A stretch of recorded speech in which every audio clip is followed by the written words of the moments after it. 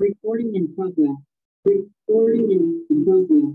Recording in progress.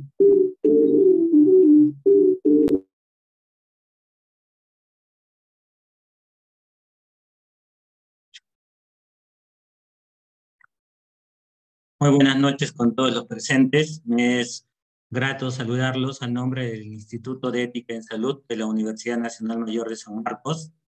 He iniciado una jornada mensual de conferencias en relación a la ética y la salud. En esta oportunidad vamos a tener como ponente invitado al doctor Mariano Memolli. Él es de nacionalidad argentina. El doctor Mariano Memolli actualmente se desempeña como director presidente de la Fundación Pro Antártida. También es director de las carreras de Ciencias Médicas en la Universidad Católica de Argentina, jefe del servicio de hemoterapia del Hospital General de Agudos de Parmeiro Pinheiro, además que es miembro titular del Comité de Ética en la Investigación del Hospital Parmeiro Pinheiro. A él tuvimos el gran honor de conocerlo en la jornada latinoamericana franco-latinoamericana de bioética, cambio climático. Así que es un honor, en nombre de la Universidad Nacional Mayor de San Marcos, darle la bienvenida y el saludo correspondiente. Bienvenido, doctor, y puede empezar la exposición cuando desee. Bueno, les agradezco mucho, es un honor para mí estar con ustedes. Me están escuchando bien, ¿verdad? ¿Se escucha bien? Sí, se escucha. Perfecto. Bueno, es un honor, entonces voy a comenzar en honor a los minutos, en honor al tiempo, a compartir la pantalla para hacer mi presentación. Y es realmente un honor volver a estar en contacto con ustedes. Bien. A ver, ahora, ahí está. Perfecto. Bueno, vamos a hablar de Antártida. Yo les explico, soy médico. Llegué a la Antártida en 1990 como jefe de una base científica y después seguí trabajando en lo que en Argentina es el organismo que regula la actividad antártica, que se llama la Dirección Nacional del Antártico. Dentro de la Dirección Nacional del Antártico está el Instituto Antártico Argentino. Pero también una de las mayores satisfacciones en mi vida personal fue integrar la RAPAL, que es la reunión de administradores de programas antárticos latinoamericanos, en donde nos sentábamos todos los países con intereses en la Antártida de Latinoamérica a discutir cuestiones comunes. Entre ellas, bueno, se encontraba el Instituto Antártico de Perú y todos aquellos países que tenían algún tipo de cuestión antártica. Lo voy a hacer en círculo para no olvidarme. Uruguay, Brasil, se unió después Venezuela, Colombia, que son observadores, Ecuador, Perú, Chile, Argentina. Entonces son los países. Pero dentro de esto de la ética en salud y lo que es la ética en general, hablamos de la protección ambiental, pero sería importante saber que los griegos ya sabían que existía el polo como un opuesto al polo norte. Comienza a aparecer a partir del año 1550 el continente antártico, como se ve aquí en el sur de este mapa, y comienzan a haber exploraciones. Estoy salteándome mucho de la información, ¿no? Esto es una expedición, la casa de Otto Nordesklum, que lo hacen en la península antártica, en la isla de Cerro Nevado. Se construye la primera base, que es la base Orcadas, en 1904, es la primera base permanente, que ya hablaba de un interés de los países por trabajar en la Antártida. Ese interés empieza a plasmarse con la primera expedición al Polo Sur que la hace Falcon Scott, que es británico, y Roald Amundsen, que es sueco. Obviamente, si ustedes miran atentamente esta imagen, es una expedición destinada al fracaso, la de Falcon Scott, porque para llegar al Polo Sur utilizan ponis siberianos, mientras que Amundsen utiliza perros. Entonces, una de las cuestiones más importantes que vamos a tener en este momento es a ver, un segundito, es la logística antártica, porque el ambiente realmente es un ambiente muy conflictivo como para la actividad antártica.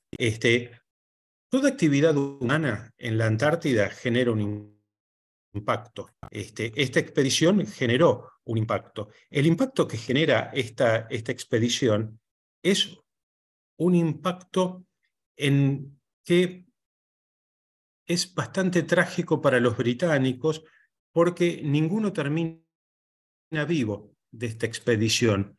Mueren faltando poco tiempo para llegar a la Antártida, ¿sí? A ver, la Guerra Fría también va a jugar un rol importante. A ver, un segundito que tengo un pequeño inconveniente de micrófono.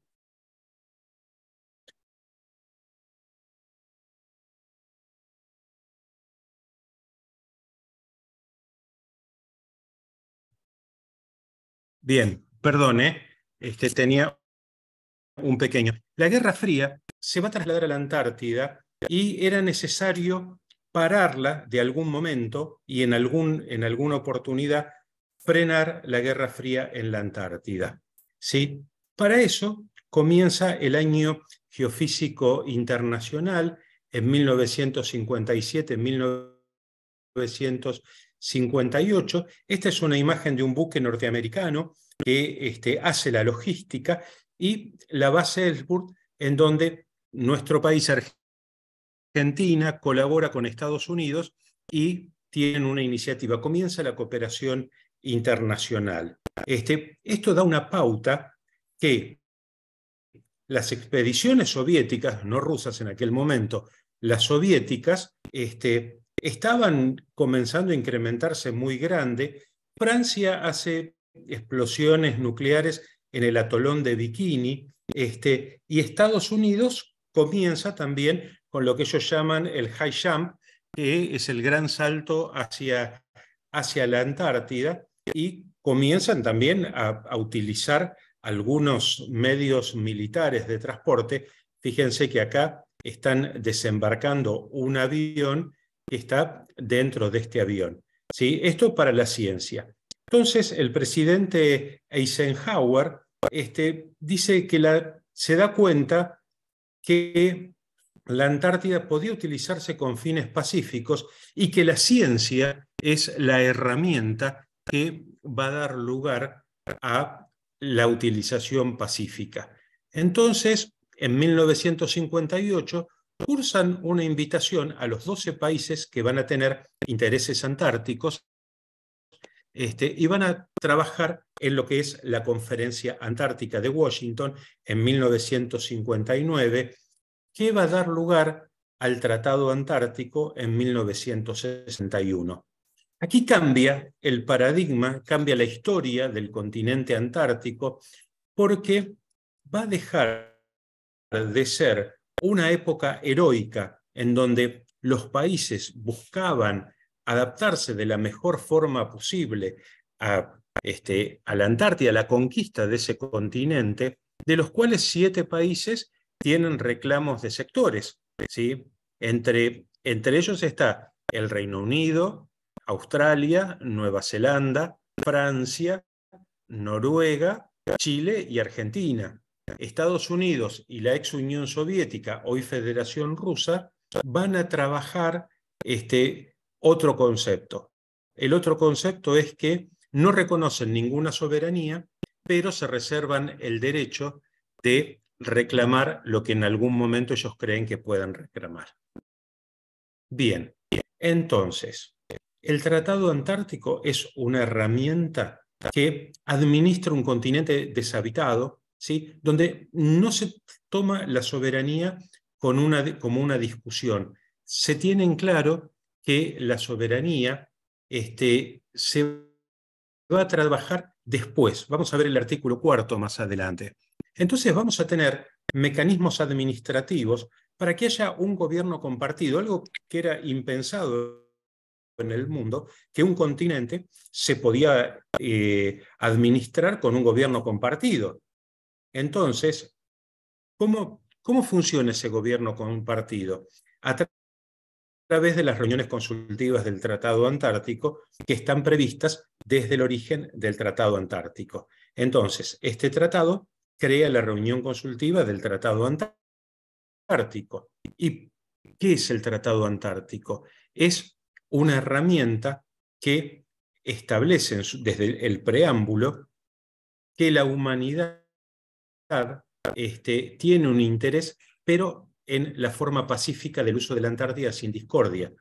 ¿Cómo se llega a esto? A que no haya discordia en la administración de un continente. Vamos a verlo en el artículo 7, que es muy importante, ¿sí? También establece desde su preámbulo una cooperación científica internacional con el interés a través de la ciencia para que haya un progreso de la humanidad, o sea, la ciencia como un eje para que la humanidad progrese y que haya una armonía internacional. Venimos de la Guerra Fría. Tenemos que entender que en este momento veníamos de la Guerra Fría, veníamos de explosiones nucleares que cada vez se acercan más hacia el sur, entonces era necesario frenarlo. Y se frena de esta manera. Entonces, ¿cómo lograr la paz y armonía? Desmilitarización. ¿Qué significa la desmilitarización? ¿Que no haya militares en la Antártida? No. Significa que si hay militares van a hacer tareas logísticas de apoyo a la ciencia, pero no se pueden llevar armas. Tampoco puede haber armas nucleares o propulsión nuclear en alguno de los buques o aviones que se utilizan. O sea, todo eso está muy preparado.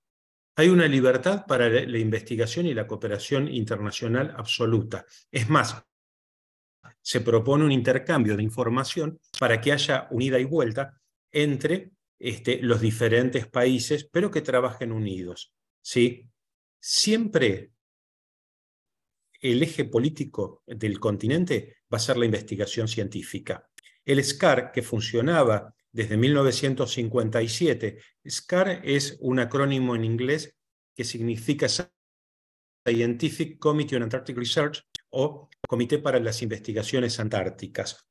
Toda decisión que se tome para la Antártida va a estar basado en las opiniones del SCAR y en el mejor asesoramiento posible para los que toman las decisiones en la reunión consultiva del Tratado Antártico, que es el organismo macro que regula toda la actividad antártica. Aparte establece que va a haber muy buena cooperación entre las Naciones Unidas y los organismos internacionales, pero no toma a las Naciones Unidas como modelo. O sea, se abre este tratado de las Naciones Unidas. ¿Por qué? Porque no se considera un patrimonio de la humanidad al continente antártico. Eso no. Puede utilizarse para fines pacíficos, para beneficio de la humanidad, pero jamás se toma como patrimonio de la humanidad. Bien, ¿quién es quién en las reuniones consultivas o en la Antártida? Las partes consultivas. Podríamos decirse en forma muy poco académica que las partes consultivas son aquellas que tienen voz y voto, ¿sí? Que son aquellos que pueden participar en la toma de decisión. Las partes adherentes no consultivas pueden opinar, pueden hablar, pero no participan en la toma de decisión. Por eso pueden presentar documentos dentro de la reunión. También hay observadores. ¿Qué son observadores? Son foros surgidos de lo que se llama el sistema del Tratado Antártico, algunos como el Comité Científico para las Investigaciones Antárticas, que es previo a la reunión consultiva, pero todos los demás, por ejemplo, la Comisión para la Convención de la Conservación de Recursos Vivos Marinos Antárticos, que esta comisión, la convención, aparece en 1981, el Consejo de Administradores de Programas Nacionales Antárticos, que son los que hacen las campañas antárticas, ¿sí? Estos son observadores. Pueden informar temas de la competencia específica, pueden presentar documentos de trabajo, a diferencia de los adherentes, que solamente pueden proponer documentos informativos o background paper, que es otra categoría, y los expertos que tienen un interés técnico. Por ejemplo, la Asociación de Turismo Antártico, que es una asociación muy fuerte que mantiene dentro de su núcleo a todo el turismo antártico, ya sea el turismo a través de los buques, a través de los aviones o algún tipo de campaña mixta entre buque, aeronave y patrulla terrestre, ¿sí? Pero no participan en la toma de decisión. Esto es importante para saber cómo funciona. Esto le da el marco a la reunión. Mientras que el artículo 4 establece los temas de la soberanía. ¿Qué dice de la soberanía el artículo 4? Bueno, que nada es una renuncia a las aspiraciones de reclamo sectorial que tenían los países que reclaman el sector en la Antártida. No hay menoscabo de las pretensiones soberanas que tenga cada uno de estos países mientras dure el Tratado Antártico, no es nada perjudicial para esos países. Y también dentro del artículo 4 es que mientras esté el Tratado Antártico, nada vale para hacer negar, para apoyar o no importar lo que hace un país, sino que se acuerda no acordar. Se pone la soberanía en el freezer, para hablar en términos antárticos. Entonces, se solucionó el problema de la discusión por la soberanía. O sea, todos los países que reclaman territorio, inclusive Argentina, van a hablar de sus derechos soberanos. Lo que pasa es que esos derechos soberanos no tienen valor ni validez en el derecho internacional en este momento. Bien, la confianza se logra a través de las inspecciones antárticas. Entonces, el artículo 7 del Tratado Antártico establece que toda base, todo campamento, todo refugio, avión aterrizado o buque que no esté navegando puede ser inspeccionado por cualquiera de los países antárticos, pero las partes consultivas del Tratado Antártico, ni las adherentes, ni los observadores, ni los expertos pueden formar parte de las inspecciones, solamente las partes consultivas. Entonces, ¿qué hacen? Se abren las puertas de la base cuando vienen estas personas que inspeccionan y durante un tiempo inspeccionan todas las bases. Entonces se sabe claramente que las bases van a cumplir con los programas de protección ambiental, cumplir con los proyectos de investigación científica, cumplir con que no haya armas dentro de las bases, cumplir con el retiro de residuos y que las cuestiones funcionen bien, y algunos otros aspectos menores, pero básicamente señalé los más importantes de las inspecciones a bases antárticas. Entonces, con esto se crea una confianza entre los países que todos van a cumplir, porque siempre estaba, a ver, si yo lo abro a todos, alguno va a querer tener armas. Veníamos de conflictos armados, hubo conflictos armados en la Antártida. Hubo un momento en que Argentina y Chile se reconocen mutua soberanía entre los países, allá por 1947, y los británicos tienen, en la isla de Excepción, mandan un buque que toma prisioneros argentinos y chilenos y los regresa al continente sudamericano. Entonces, había un malestar, ¿sí? Y fíjense qué paradoja, que esto lo saqué recién, en el contexto actual, ¿no? del mundo, ver que unos años atrás, en el 2012, la Federación Rusa y Estados Unidos hicieron inspecciones conjuntas. Entonces, fíjense hasta dónde llega la confianza. Hoy sería impensado que esto ocurra, ¿no? Hoy no podría pensarse, pero en ese momento sí. Después hay artículos como el artículo 8 que habla de la jurisdicción. Básicamente, la jurisdicción tiene que ver con que cada país se ocupa de las personas de cada país. Y cualquier tema que haya con respecto a la jurisdicción se arregla dentro del Tratado Antártico. Y el artículo 9 también habla de cómo van a ser las reuniones consultivas. En las reuniones consultivas se van a tocar temas que van a ser exclusivamente para garantizar el uso pacífico de la Antártida.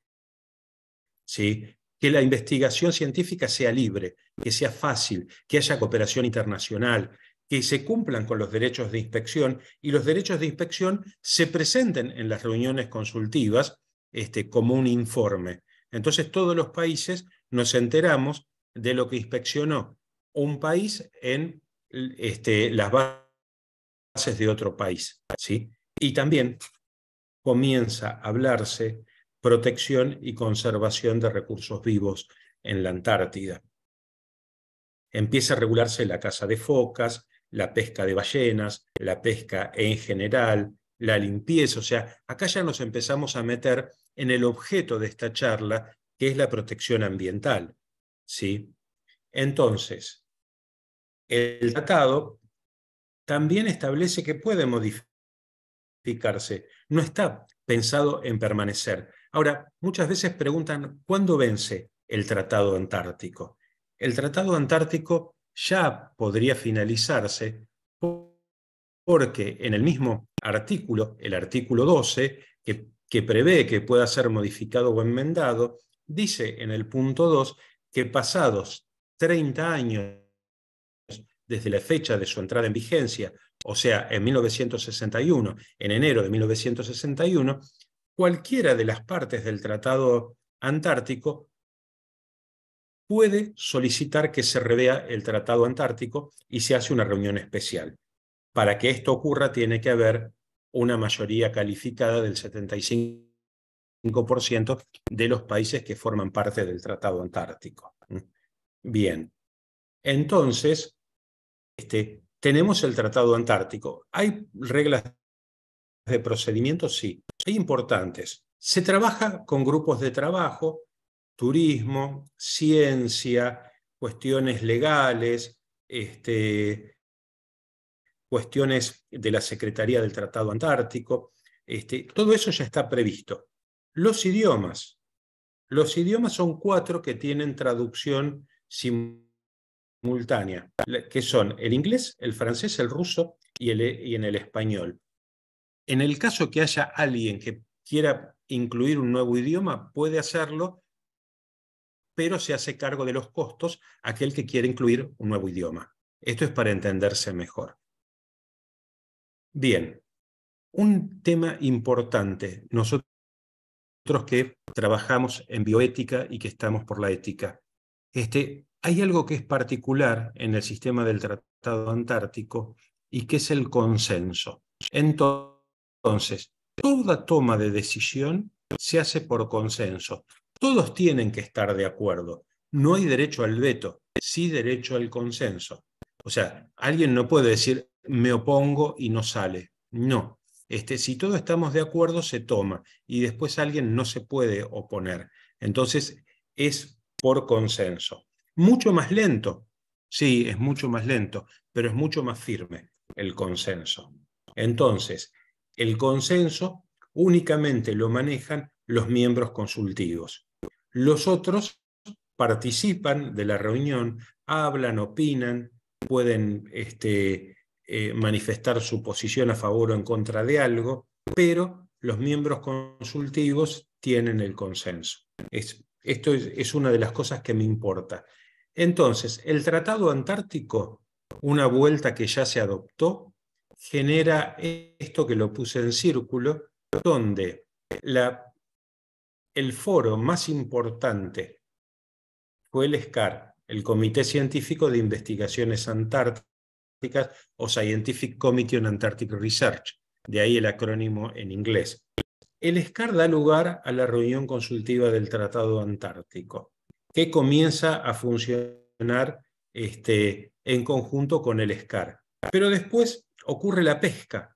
La pesca es algo muy importante. Entonces se crea la Comisión para la Conservación de Recursos Vivos Marinos Antárticos, conocida como la CRUMA en el acrónimo español, o la CAMELAR, que es el acrónimo en inglés. ¿Sí?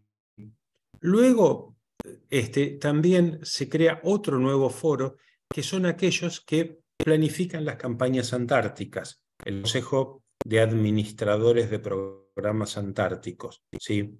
Son los que tienen el dinero y la capacidad de organizar campañas antárticas.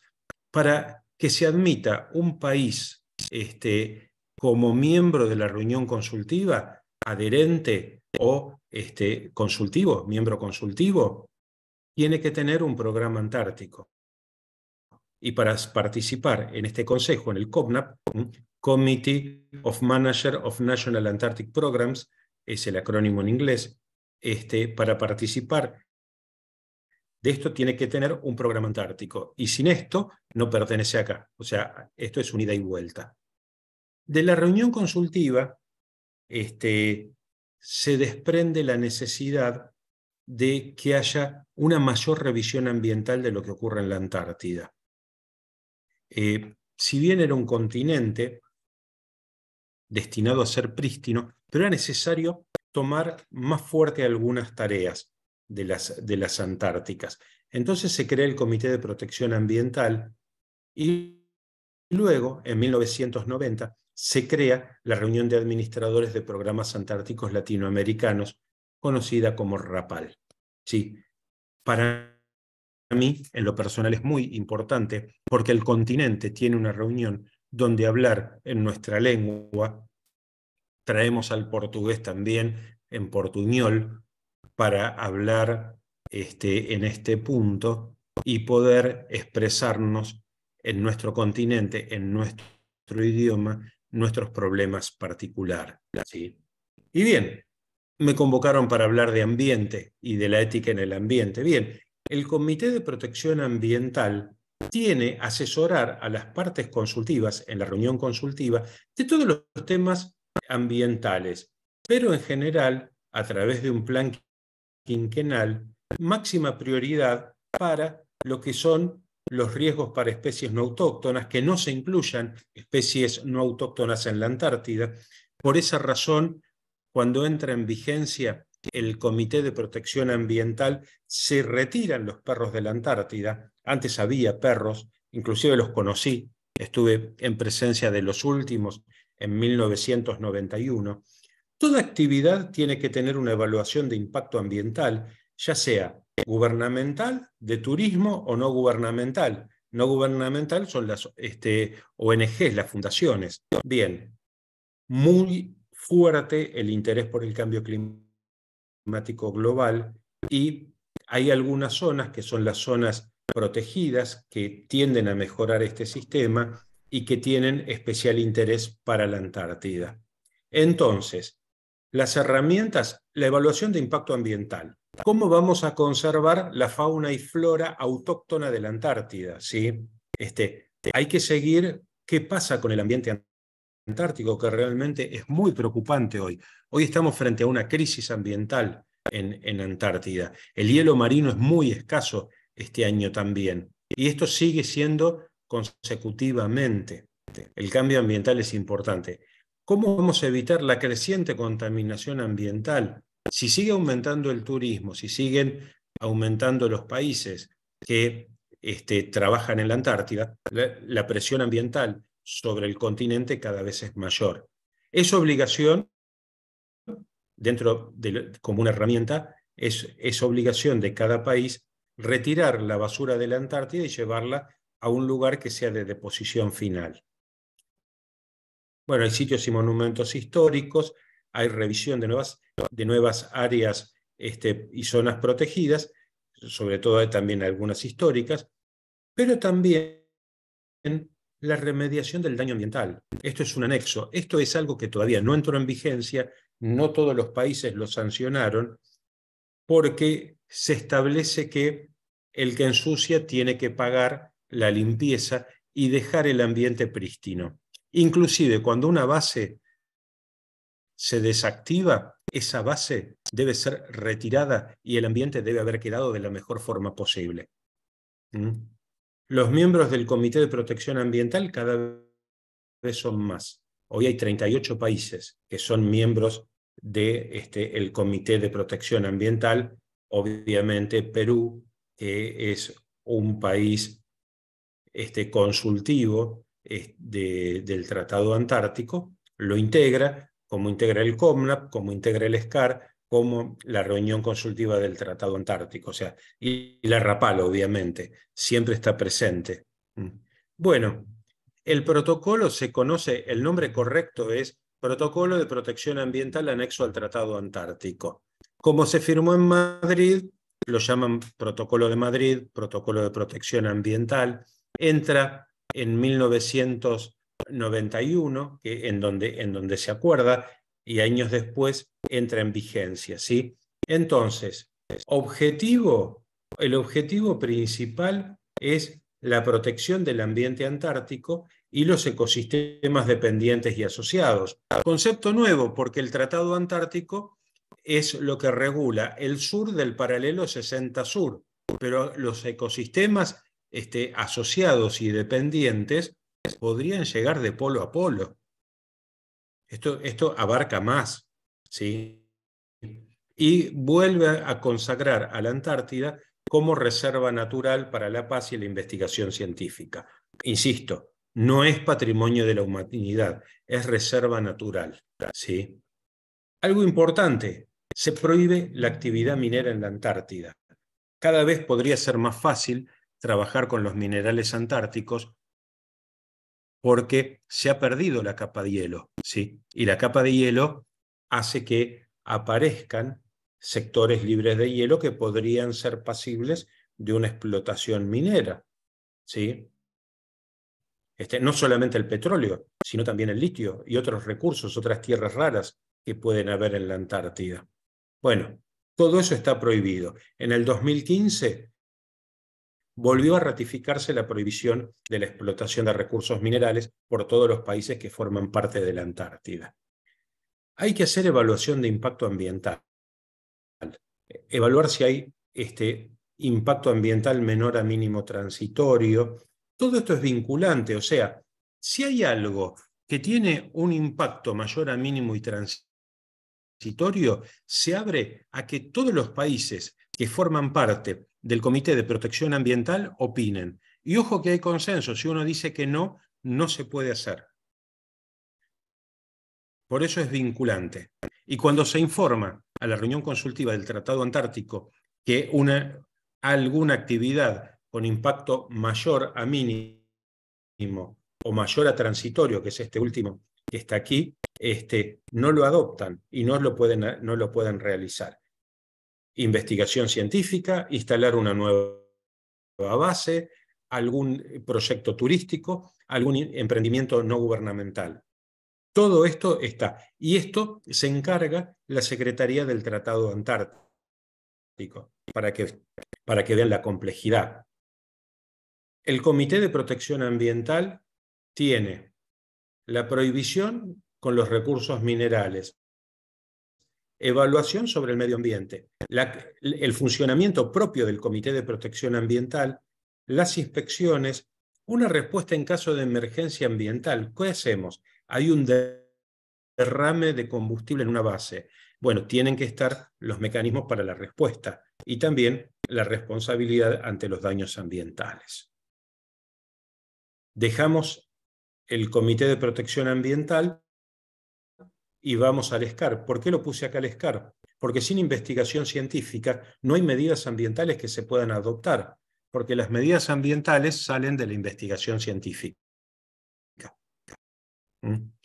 Hay grupos científicos, geología, ciencias de la vida, ciencias físicas, todos están comprendidos, ¿sí? Todas las disciplinas científicas las maneja el SCAR. Por ejemplo, medicina y biología humana están dentro de ciencias de la vida. Glaciología dentro de ciencias geológicas, alta atmósfera en las ciencias físicas. ¿Sí? Hay 46 países, y fíjense que hay países que uno se sorprende que estén, ¿no? Hoy estaba leyendo que Irán, que es miembro del SCAR, este año hizo una campaña en Antártida, hizo campaña antártica con 2 buques, ¿sí? O sea, Irán ya está haciendo campañas antárticas, lo mismo que Turquía, que tiene una investigación científica muy buena. Mónaco también está trabajando. O sea, fíjense que cada vez hay más países que les interesa la Antártida, ¿sí? El SCAR tiene un montón de grupos, que son 40 aproximadamente, porque esto es dinámico, comités, temas científicos especiales. Estos son campamentos científicos en los cuales, si bien este es uno argentino, obviamente lo tengo de la época en que era director nacional, y bueno, son campamentos que se hacen sobre el mar congelado, forma parte de la investigación científica.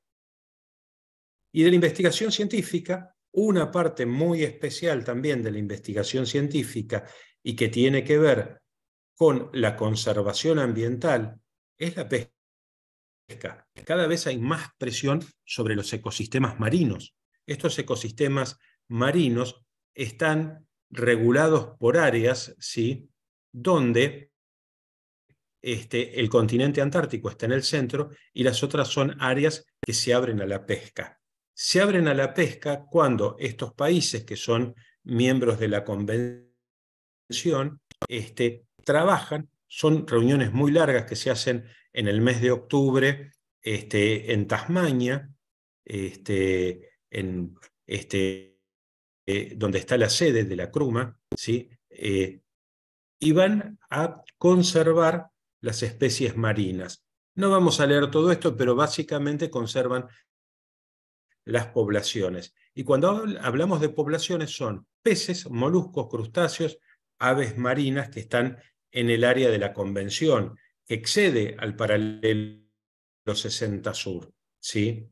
Entonces, ¿qué van a mirar? A través de la ciencia, el comité científico, que no es el del SCAR,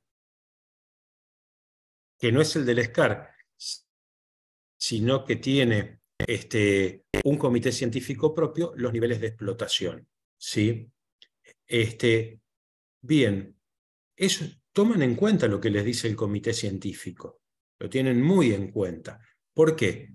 Porque está el krill, que la pesca del krill en esta zona cada vez es mayor, cada vez son mayores y más modernos los buques que explotan el krill. La explotación del krill va en aumento, esto es en toneladas, ¿sí? Acá estamos midiendo en toneladas. Si bien hubo un descenso durante la pandemia, ahora volvió a crecer la explotación del krill en su zona.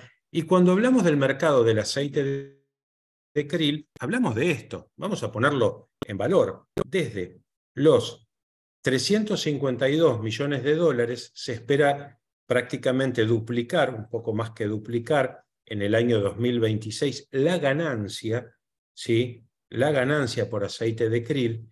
Y en China están viendo que por año la fórmula a base de krill para la leche, sobre todo de los chicos, va a dejar 2.500 millones de dólares por año de ganancia. Se utiliza para mascotas, se utiliza para los chicos, se utiliza sobre todo para suplementos dietarios, muy poco para lo farmacéutico, muy poco para lo farmacéutico. Y la otra pesca que hay también es la de la merluza negra. La merluza negra, si bien hubo un descenso en la pesca, no es porque se volvieron más ambientales, no, sino porque no hubo más que pescar. Pescaron tanto que casi la extinguen a la merluza negra. Y ahora que se recuperó, después de la veda de pesca, vuelven a pescar prácticamente la misma cantidad de toneladas de la merluza negra. Es el área de pesca de la convención, es el 10% de todos los océanos de la Tierra, más de 35 millones y medio de kilómetros cuadrados. Es mucho, estamos hablando de mucho. Y estamos hablando que muchos países necesitan la proteína animal a través de la pesca. Entonces es importante esto. Por eso las tensiones que hay. Y por eso la importancia del continente antártico, en donde acá muestro cómo era el mapa antártico en 1959. Y fíjense lo que es ahora. La cantidad de países que hay ahora, ¿sí? Y no se ven bien las islas, ¿no? Porque acá tenemos islas también que están formando parte, pero el cambio es mucho, es muy grande, sobre todo a nivel de Asia, a nivel de Europa, ¿sí? Que son todos estos países. Fíjense, Namibia, Sudáfrica y Mauritius, de África. Sobre todo Mauritius y Namibia, interés pesquero tienen ellos, ¿sí? Y si lo ponemos en una torta, Europa tiene el 50% de presencia, al menos en un foro. O sea, ¿cómo llegué a este mapa? Bueno, no todos están en todas las reuniones, pero tomé que los que participan en al menos un foro de la Antártida tienen intereses en la Antártida. Y da esto, está Mongolia también. ¿Quién iba a pensar que Pakistán iba a tener intereses en la Antártida? Malasia, ¿sí? Corea del Norte también no participa, pero está. Corea del Sur también. Entonces, estos países, ¿por qué invierten en la Antártida? ¿Porque les gusta la actividad científica? No, porque tienen intereses, ¿sí? Y viendo que Latinoamérica tiene una presencia del 20% contra el 50% que tiene Europa, y si hablamos del Commonwealth, que también integra, acá lo que tenemos en Asia está integrado Oceanía, Nueva Zelanda y Australia, que están también, tienen una importancia muy grande. De ahí la necesidad de trabajar con la RAPAL, con los países latinoamericanos, ¿no? Porque el cambio climático global, y ya con esto voy terminando, el cambio climático global existe. Cada vez hay más calentamiento, esto es marzo del 22, cada vez hay zonas de mayor calentamiento, ¿sí? Fíjense este otro mapa. Fíjense que en julio del 2021 se reconoce un nuevo récord en la Antártida, porque en la base Esperanza de Argentina hubo 18.3 grados centígrados el 6 de febrero del 2020, donde se está calentando cada vez más la zona antártica y se están derritiendo muy fuerte los glaciares de la península antártica, que impactan sobre el sur del continente nuestro, el continente sudamericano, ¿sí? Donde el agujero de ozono va y viene, donde la pérdida de plataformas de hielo pasó de 6.000 a 12.000 millones de toneladas. La pérdida de hielo desde 1997 duplica los millones de toneladas que se van perdiendo, ¿sí? Y nosotros vamos viendo cómo en estas zonas los glaciares van fluyendo hacia el mar. Estos movimientos que por ahí resultan casi imperceptibles, es que fluyen hacia el mar los glaciares, se va perdiendo, cada vez hay más calor, los glaciares se mueven hacia el mar y cada vez hay mayor aporte de agua dulce al mar. Cambia la osmolaridad del mar. Este cambio de la osmolaridad del mar puede traer contingencias muy duras y realmente bastante impredecibles en lo que hace al futuro de la Antártida. La Antártida pierde 150 gigatoneladas de hielo por año. Esto está medido por satélites, ¿sí? Esto aumenta en 0.4, 0.5 milímetros del nivel del mar. También se reduce el hielo marino en el invierno. El hielo marino es el cubito en el vaso de agua que hace que las corrientes marinas se enfríen. Si esto no llegara a pasar, va a haber cada vez inviernos más cálidos. Ahora también puede ocurrir lo contrario, que esto es lo que no sabemos. Si tanto aporte de agua dulce, que es agua fría, enfría demasiado el hemisferio sur, puede haber inviernos muchísimo más duros. Pero después de eso empieza el calor. Esto es lo que todavía no lo sabemos, ¿sí? Esto, el llanto de los glaciares, es una imagen filmada por un científico argentino. Obviamente la tengo y quería compartirla con ustedes para que vean por qué se llama el llanto de los glaciares y cómo es que año tras año, esto estamos hablando de 100 metros de costa, multiplicado por la costa de un continente de 14 millones de kilómetros antárticos, es muy fuerte esta cuestión. Bien, para finalizar, esta ya es la última, para finalizar, no quisiera terminar con esta cuestión ambiental, que es dura, que vemos que es necesario tomar conciencia, empezar a hablar, pero que en la Antártida se pudo trabajar con un consenso entre todos los países, frenar la guerra, terminarla, la Guerra Fría, y estar en armonía para el ambiente. Lamentablemente, hoy la guerra entre Ucrania y Rusia está impactando muy fuerte y está crujiendo el sistema del Tratado Antártico. No pertenezco más a las zonas de gestión gubernamental de mi país, sí tengo la Fundación Pro Antártida, pero con esta fundación lo que queremos es recuperar los valores antárticos. Los valores antárticos latinoamericanos, los valores antárticos globales, que es lo que llamamos el espíritu del Tratado Antártico. Esta posibilidad de tener cooperación entre los distintos países. Argentina tiene relación con Gran Bretaña en la Antártida después de la Guerra de Malvinas. No está mal hablar de eso. Charlamos mucho con los británicos con los pares científicos británicos, no tanto a nivel político superior, pero en las bases hablamos. Y sabemos que cada uno va a hacer lo mejor posible para su país. Pero esto no implica odiarnos ni lastimarnos, sino significa saber que tenemos una diferencia y que vamos a encontrar una forma que, lo digo como argentino, los británicos nos devuelvan nuestras islas. Entonces, a eso apuntamos. Y este mensaje esperanzador, este mensaje que se pudo hacer a través de códigos de conducta, códigos de ética, códigos de investigación, todo esto existe. Entonces es un continente que nos permitió acercarnos, vernos de distinta manera y saber que podemos trabajar en conjunto. Así que con esto termino, espero no haberlos aburrido demasiado y quedo a disposición de lo que ustedes me quieran decir. Gracias. Muy bien, agradecemos la presentación del doctor Mariano Memoli, realmente impactante, y abrimos la ronda de preguntas.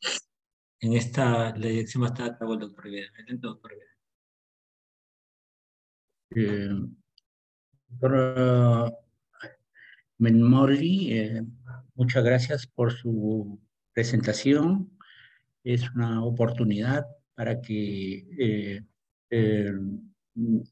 dentro de los principales bioeticistas del Perú podamos tener un contacto directo a través suyo de lo que está haciendo la ciencia y la bioética en el Polo Sur.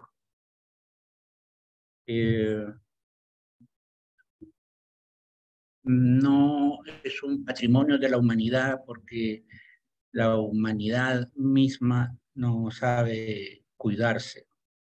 Entonces han acordado denominarlo recursos naturales. Es una naturaleza, la naturaleza de la que hay que cuidar. Sin embargo, los intereses son mayores, son múltiples. Y me parece que se necesita una participación de ese estilo, buscando consensos, a llegar a acuerdos, pero también una participación que no sea, digamos, explotadora, ¿no? Explotadora, como usted lo ha dicho, ¿no? En esta exposición usted nos presenta toda una organización en marcha. Es un nuevo orden, un orden que se hace para esta región del mundo, ¿no? Entonces, el ser humano no ha colonizado a la Antártida, sino más bien busca protegerla, pero también no puede dejarse de notar que hay intenciones colonizadoras. El ser humano tiene que aprender a controlarse a sí mismo. Estoy pensando que algunas investigaciones biomédicas también podrían estarse haciendo, ¿no? Pensando en que es un lugar especial para la coagulación sanguínea, o que la oxigenación de algunas partes del cuerpo pueda ser más favorecida, pero también que se necesita una resistencia física especial para participar ahí. Entonces, algunas investigaciones podrían estar haciéndose, y los datos de repente ya los podemos compartir en otras, con otros ingresos a esta zona, ¿no? Y los que trabajamos con la conducta humana, podemos pensar que como el ser humano es eminentemente social, estar en la Antártida requiere una manera especial de sociabilidad, ¿no? No se puede trabajar de manera aislada. El ser humano no puede vivir aislado. Eso lo hago como un comentario inicial a su ponencia, y quizá en algún momento usted podría, ante ese comentario, decirnos algo más. Muchas gracias, doctor Menoli. Bueno, gracias por su comentario, doctor. Sí, realmente todo lo que se puede hacer desde el punto de vista biomédico y desde el punto de vista de la ética médica o de la ética en la biología humana es muy grande, porque tenemos desde los riesgos psicosociales, el vivir en extremo aislamiento, cómo son las dinámicas sociales, pasando por otro punto que es generador de conflicto y que a veces pasa desapercibido, pero cuando uno está en extremo aislamiento durante un año, que no tiene contacto con su núcleo familiar o con su núcleo nacional, porque está por fuera de lo que hacía en su lugar de origen, la parte de alimentación y nutrición es central. En las cooperaciones internacionales hay muchos problemas por el tipo de alimentación y los horarios. Cooperación, a ver, algunas que me ha tocado. Cooperación entre Argentina y Alemania. Argentina cena a las 9 de la noche, Alemania cena a las 7 de la tarde o a las 6 de la tarde. Entonces se plantean conflictos. Todos los temas de las investigaciones médicas que hay respecto a quién puede ir a la Antártida, quién no, y cuándo se lo retira de la Antártida. O sea, todo lo que es el examen preocupacional para la Antártida, los criterios. En Argentina, a los civiles, los militares todavía no dejaron de hacerlo, pero se les sacaba el apéndice, se hacía una apendicectomía profiláctica, ese era el término que había. Entonces, a ver, yo quería viajar a la Antártida, y si no me operaba de apéndice, no podía viajar a la Antártida. Entonces me sometí a la cirugía. Y después, con la Sociedad de Cirugía Argentina y la Asociación Médica Argentina, hicimos justamente toda la investigación bioética y se concluyó que no era ético ni legal sacar un órgano sano por las dudas, porque con ese criterio podríamos tener un montón de problemas.